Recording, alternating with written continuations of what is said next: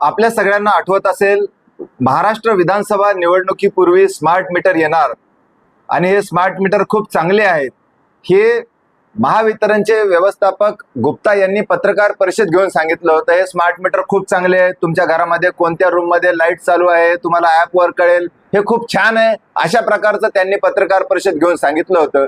परंतु यूपी, राजस्थान या ठिकाणच्या लोकांचा अनुभव लोकांनी सोशल मीडियामध्ये बघितला.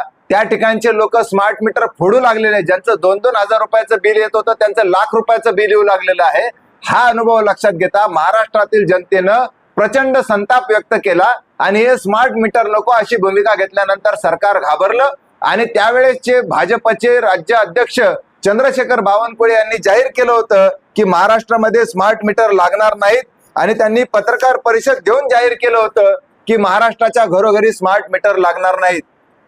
निवडणुका झाल्या, परत ते निवडून आले आणि आता आमच्या कैलासनगर, शंभूनगर, सिडको आडकोच्या काही भागात, दादा कॉलनीच्या काही भागामध्ये गुपचूप स्मार्ट मीटर लावून निघून गेले. हे प्रीपेड मीटर आहेत.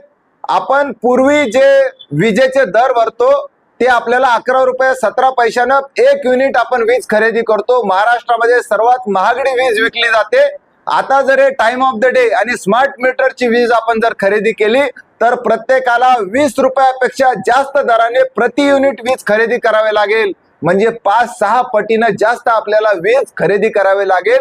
हा आपल्या सर्वांच्या कष्टाच्या कमाईवर मोठा डाका आहे आणि म्हणून मी आपल्या चॅनल मार्फत सर्वांना आवाहन करतो की 6 मे 2025 रोजी मिल कॉर्नर, छत्रपती संभाजीनगर, औरंगाबादच्या महावितरणच्या महाव्यवस्थापकाच्या कार्यालयासमोर सर्वांनी जमायचंय.